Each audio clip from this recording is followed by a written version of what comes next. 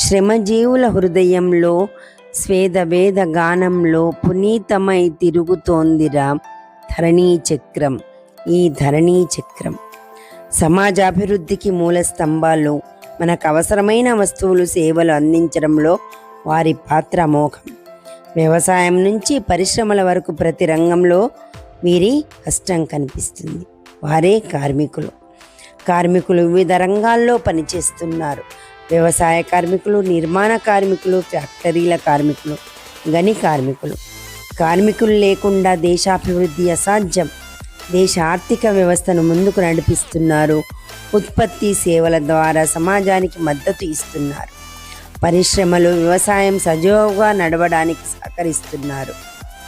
అంతేకాదు, కార్మికులు దేశానికి వెన్నెముక లాంటి వారు. వారి కష్టం వల్లనే మన జీవితం సౌకర్యంగా ఉంటుంది. కాబట్టి కార్మికులను గౌరవించడం, ప్రతి పనిలో మనం భగవంతుణ్ణి చూడడం నేర్చుకోవాలి.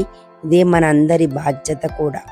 అంతేకాదు, మన భారతదేశ యొక్క చరిత్ర ప్రపంచ దేశాల్లో వెలగడానికి ఈ యొక్క సింగరేణి కార్మికులు ముఖ్యం. సింగరేణి వీరు ప్రధానంగా బొగ్గు గనుల్లో పనిచేస్తూ ఉంటారు. భూగర్భ గనుల్లో బొగ్గు తవ్వడం, ఓపెన్ కాస్ట్ గనుల్లో యంత్రాలతో పనిచేయడం, హెల్మెట్, ల్యాంప్, సేఫ్టీ గేర్తో పనిచేయడం, విద్యుత్ ఉత్పత్తికి అవసరమైన బొగ్గు సరఫరా చేయడం చాలా కష్టమైన మరియు ప్రమాదకరమైన పని. అధిక ఉష్ణోగ్రతలు, దుమ్ము, గాలి లోపం వంటి పరిస్థితులు అయినప్పటికీ దేశానికి ఎంతో ముఖ్యమైన సేవ. సింగరేణి కార్మికులు లేకుండా విద్యుత్ ఉత్పత్తి మరియు పరిశ్రమలు సజావుగా నడవవు. 1871లో బ్రిటిష్ భూభౌతిక శాస్త్రవేత్త విలియం కింగ్ గోదావరి లోయలో బొగ్గు గనులు ఉన్నాయని కనుగొన్నారు. ఈ ప్రాంతాన్ని సింగరేణి 1945లో హైదరాబాద్ రాష్ట్ర ప్రభుత్వంలో ఈ సంస్థలో వాటాలు తీసుకుంది. భారత స్వాతంత్ర తర్వాత ఇది తెలంగాణ ప్రభుత్వం, కేంద్ర ప్రభుత్వం కలిసిన సంయుక్త సంస్థగా మారింది. భూగర్భ గనుల నుంచి ఓపెన్ కాస్ట్ మైనింగ్ వరకు అభివృద్ధి చెందింది.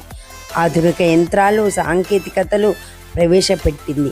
విద్యుత్ ఉత్పత్తి పరిశ్రమలకు బొగ్గు సరఫరాలో కీలక పాత్ర పోషిస్తుంది. వేలాది కార్మికులకు ఉపాధి కల్పిస్తుంది. తెలంగాణ ఆర్థికాభివృద్ధికి పెద్ద మద్దతు. పర్యావరణ పరిరక్షణ, సేఫ్టీ ఫలితం. మన ఈ ప్రతి పనిలో భగవంతుణ్ణి చూసి ప్రతి పనిని, ప్రతి వారిని గౌరవించడం నేర్చుకుందాం.